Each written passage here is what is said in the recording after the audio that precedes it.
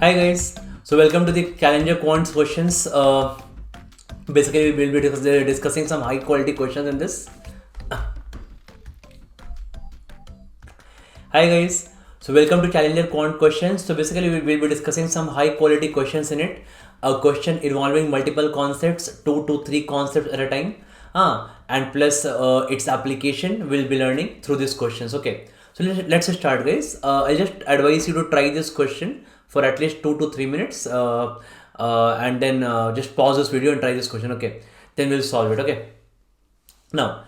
So this question says that if the ratio of discount percent to markup percent is 3:8 and the ratio of profit percent to discount percent is 13:15, find the cost price of the article if its selling price is given as rupees 2646. Okay, now understand this funda.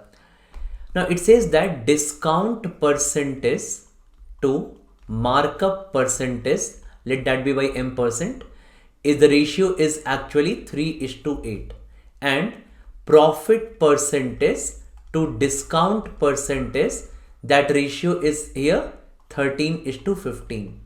So what I'll be observing here is that this discount percentage here and discount percentage here is same, but the ratio is different, right? The ratio here is 3 and the ratio here is 15. So what will I do? Basically, I'll multiply this ratio by 5 to make it same, right? So that now discount percent to profit percent, that ratio is now 3 into 5. The ratio has become 15:40 and this is now 13:15, right? So now discount and discount percentage has become same now. So what I can assume that, let's say, this is a ratio, right? So what I can say that, let's say my markup percentage is equal to, in the ratio it is 40x. Okay, my discount percentage here is 15x and the profit percentage here is 13x. Now what's the relation between this profit percent, discount percent and markup percent, right? Now observe this point also, guys. Okay, there is a simple relation between these things, that let's say, for example, if I take up one value, let's say I take up 100 here. Okay, so now from 100, let's say cost price of an article is 100. Okay, now I have marked it, let's say 50% above cost price. So mark price will be 150 and let's say I give a discount of 10%. Okay, so the selling price will be how much? 135, right? 150 पे 10% का discount is 135 है ना. So this is CP, MP and SP. That's the cost price, mark price and selling price. Okay, fine. Now देखो मुझे यहाँ पे क्या करना है. So I need to find, I need to see that what is relation between this markup percentage and discount percentage. तो हम देखेंगे, देखो यहाँ पे profit कितने का हो रहा है. The profit percent here will be how much? 35% है ना. 100 का आर्टिकल आप सेल करो 135 में. तो अब ऑब्जर्व करोगे कि ये क्या है, मार्कअप परसेंटेज और डिस्काउंट परसेंटेज का सक्सेसिव चेंज है ना. For example, you remember that for A% increase and B% increase, इनका सक्सेसिव चेंज का फॉर्मूला कितना होता है? That is A plus B plus AB by 100 होता है ना. So if you observe it, देखो आपका वैल्यू कितना है यहाँ पे. Now A is here plus 50. हाँ, now what is B here? Discount है तो निगेटिव हो रहा है, डिक्रीज हो रहा है -10, and then 50 into -10 divided by 100. If you solve it, you'll be getting 50 minus 10, 40. 40 minus 5 is equal to 35. So what is this 35? This 35 is the profit percentage. Okay, so discount percentage or profit percent or markup percentage पे, if I apply successive change, I'll be getting profit percentage, right? Very important concept. So let me write this here. If I apply discount percentage and markup percentage पे, if I apply successive change, so obviously markup percentage will be in positive क्योंकि हम ऊपर mark कर रहे होते हैं. discount percentage negative because हम discount दे रहे, डिक्रीज कर रहे हैं. okay, so this is resulting in profit percent or loss percent depending on the question. ठीक है. सो अब देखो, लेट्स अप्लाई दिस. यहाँ पे यही फंडा यहाँ देखो अप्लाई करते हैं हम लोग. So let's apply this guys. So देखो यहाँ बेसिकली क्या होगा आपका, मार्क प्राइस कितना है, मार्कअप कितना है, 40x है ना मार्कअप परसेंटेज. देखो A plus B plus AB by 100, तो 40x है. डिस्काउंट इज निगेटिव तो -15x ले लिया, plus 40x into -15x divided by 100 and this is equal to profit percentage that is 13x year, है ना. आपको x की वैल्यू मिल जाएगी. सो 25x प्लस 40 इंटू माइनस 15 है यहाँ पे, इसको आप ये लिख लो, माइनस ही कर लो इसको. ओके, सो 40 इंटू माइनस 15 है ना, 25x minus 600x square divided by 100, this gets cancelled और is equal to 13x. Even x gets cancelled दोनों साइड से. 25 माइनस 13 is 6x that is 12.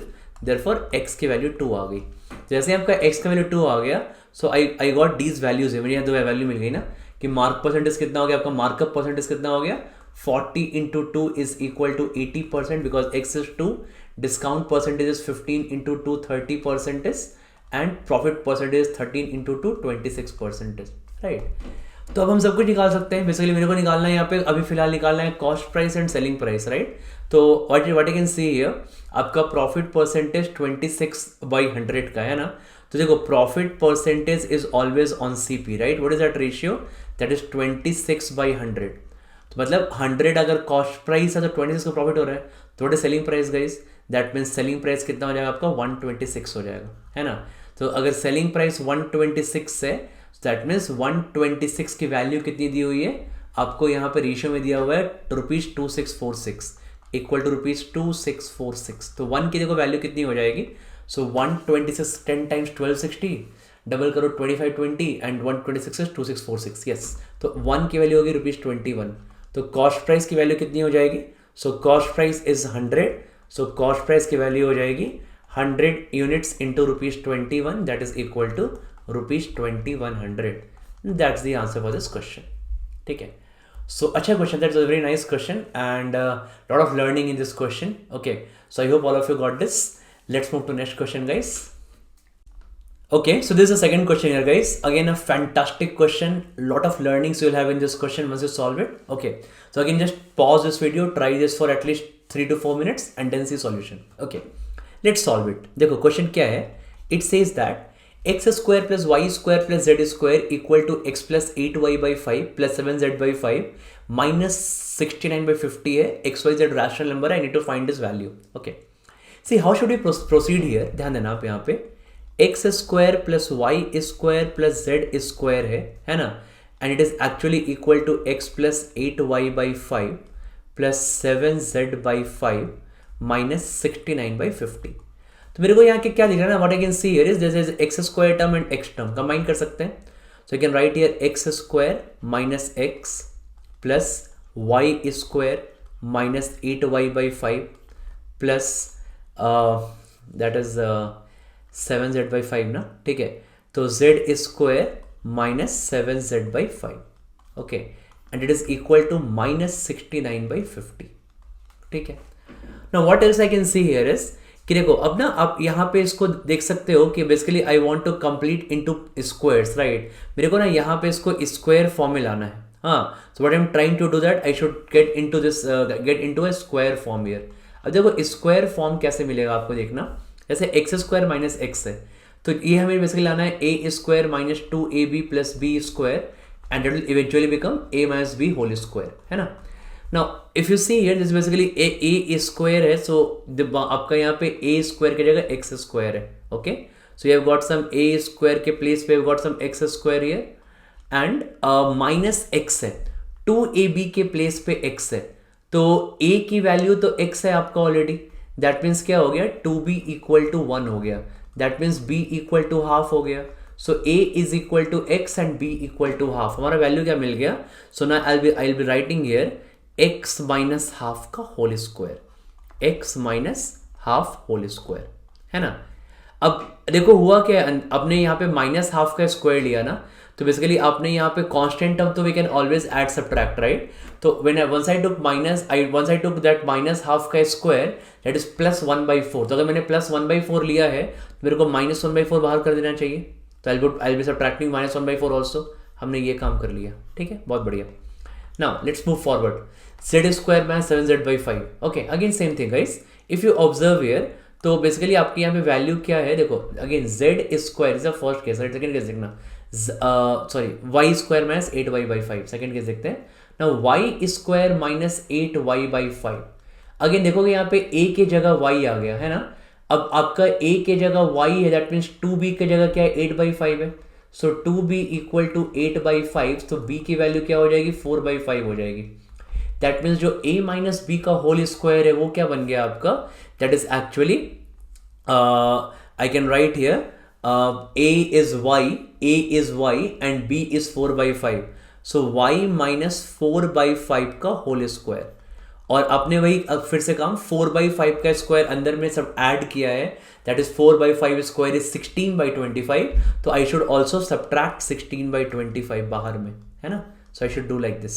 Similarly third वाला केस क्या है, z स्क्वायर माइनस 7z/5, तो थर्ड केस है z square minus 7z/5, तो z स्क्वायर है a के प्लेस पे और माइनस 7z/5 है, तो a का तो प्लेस पे z हो गया, दैट मीन्स 2b की वैल्यू क्या आ गई 7/5 आ गई। So 2b equal to 7/5, that means b will be equal to what, तो b इक्वल टू आपका हो जाएगा 7/5 है ना, 7/10 हो जाएगा। सो b इक्वल टू 7/10, तो that means a equal to z and b is 7/10, तो a माइनस b का होल स्क्वायर क्या हो गया, it becomes this a is how much, yeah, so this a is what z minus 7/10 का whole square, okay. और 7/10 का whole square से हमने यहाँ पे क्या किया, ऐड किया, 7/10 का स्क्वायर इज 49/100 ऐड किया, तो 49/100 सब्ट्रैक्ट भी करना चाहिए था, ठीक है, and this all is equal to minus 69/50। Great, चलो now let's try to figure this out. लिखते हैं इसको x minus half whole square now plus y minus 4/5 whole square and plus z minus 7/10 whole square, okay, and that is equal to minus 69/50। तो that ये सारा time इधर ले लो आप, ठीक है, ये आपका क्या बन गया 1/4 हो गया ना, सो 1/4 then plus 16/25 and then plus 49/100 and then we have got minus 69/50 मिल गया मेरे को। now this is equal to, देखो क्या आ गया, so I can just take this 100 as the LCM here, ये 25 ये 64, 4 times is 64 plus 49 and minus 138। तो अगर आप ऑब्जर्व करोगे तो आपको ये वैल्यू 0 मिल गई, ठीक है, जैसे 0/100 इज 0।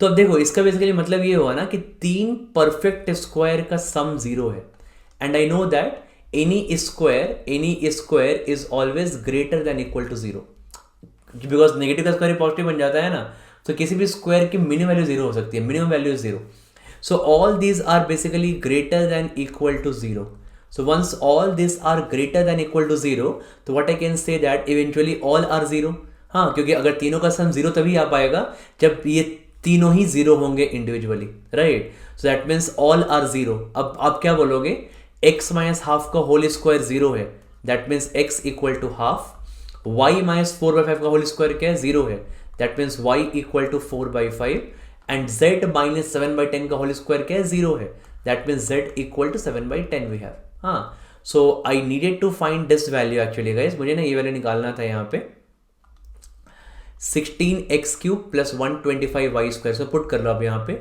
16x³ कितना हो जाएगा, x³ इज हाफ का cube, okay, plus 125y square, 125y is 4/5 का square, and this is again plus आप करोगे 7/10, तो 10 इंटू 7/10, देखो ये वैल्यू क्या मिल जाएगी अभी आपको, ओके, तो this whole value, for a lack of space I can rub this, हमने उसको ऑलरेडी यूज कर लिया है, so I can simply rub this off, okay, so let's quickly rub this off. we need to manage space in between also, है ना, देखो कितना सारा काम कर लेता हूँ मैं, मल्टीटास्किंग, ओके, देखो, so what value I got here, so the value I got here is 16 into half का whole cube, this will be 2, है ना, 125 से 5 टाइम्स कैंसिल हो जाएगा, 16 into 5 will be 80 and it again just gets cancelled, so 7, so what is my answer guys, my answer is 89, so 89 is the answer for this question। Superb question, बहुत बढ़िया question, it's a beautiful question, okay, and should know this concept, ठीक है, CAT में ऐसे सवाल आएंगे तो people can not attempt it, right, बहुत कम लोग अटेम्प्ट कर पाएंगे, and if you can attempt it, solve within 3 minutes, you know this फंडा, you are on top of your game. Okay, चलो let's go to next question guys. एक और question करते हैं.